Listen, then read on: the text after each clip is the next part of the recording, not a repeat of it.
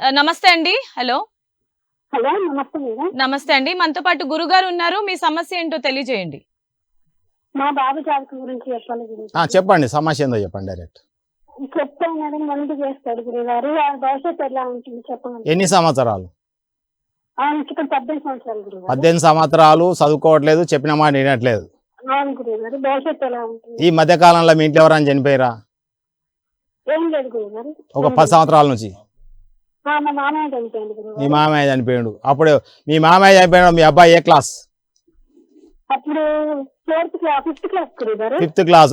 ఆ తర్వాత నుంచి 7th క్లాసు 10th క్లాసు మార్కులు తక్కువ వచ్చి ఉండాలి. అవును గురుగారు. అది అంటే మీ అబ్బాయికి ఏమైందంటే మీ మామగారు అంటే మన్మని మీద ప్రేమ ఎక్కువైంది. ఆ ప్రేమతో ఏమైందంటే ఆయన చనిపోయిన తర్వాత ఆయన యొక్క ఆత్మ మీ అబ్బాయి దగ్గరికి వచ్చేసింది.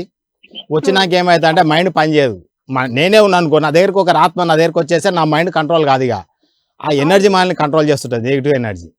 చనిపోయిన వ్యక్తి ఎప్పుడైనా సరే నెగిటివ్ ఎనర్జీ అవుతాడు. ఆ ఎనర్జీ మన దగ్గరకు వచ్చినాక ఏమవుతుందంటే మనం నెగిటివ్ అవుతాం.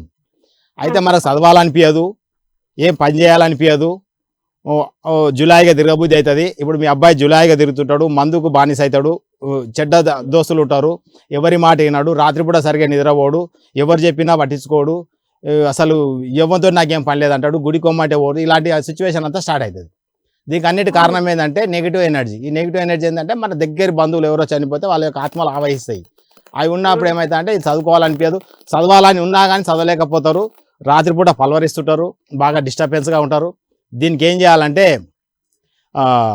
నెగిటివ్ ఎనర్జీని బంద్ చేయాల్సి వస్తుంది. అది మీరు డైరెక్ట్ మమ్మల్ని ఫోన్లో సంప్రదించాలి, లేకపోతే మా ఆఫీస్ కానీ వచ్చి అబ్బాయిని తోలుకొస్తే చేయడం జరుగుతుంది. దీనికి కన్నా ముందు ఏం చేయాలంటే అతని డేట్ ఆఫ్ బర్త్ అనేది అంటే మాకు వాట్సాప్లో పంపిస్తే మేము దాన్ని చెక్ చేసి ఆయన ఫోటో అన్నీ చెక్ చేసి మీకు దానికి సొల్యూషన్ చెప్పడం జరుగుతుంది. దానికి ఒక ఇప్పుడు ఆయన నడుస్తున్న దశ అది నాకు తెలిసి కుజదశ నడుస్తుంటుంది. దానికి సంబంధించిన పగడం స్టోను ఎర్ర కందులకు వైబ్రేషన్ ఉండాలి. అది మీ అబ్బాయి కుడి చేతి ఉంగరవేలుకు ధరించాలి. ధరిస్తే కొద్దిగా మెంటల్ డిస్టర్బ్ కొద్దిగా తగ్గుతుంది. అలానే మీ అబ్బాయిది ఆ ఫోటో కానీ అతన్ని కానీ తీసుకొస్తే పంపిస్తే మేము చెక్ చేసి అది ఏం చేయాలనేది చెప్పడం జరుగుతుంది. ఆ ఎనర్జీ తీసేస్తే మళ్ళీ మీ అబ్బాయి చదువు మళ్ళీ కొనసాగిస్తాడు, మీ మాట వింటాడు, చెప్పినట్టు మంచిగా ఉంటాడు, ఫ్యూచర్ బాగుంటుంది. రైట్. థ్యాంక్ యూ అండి. Thank you.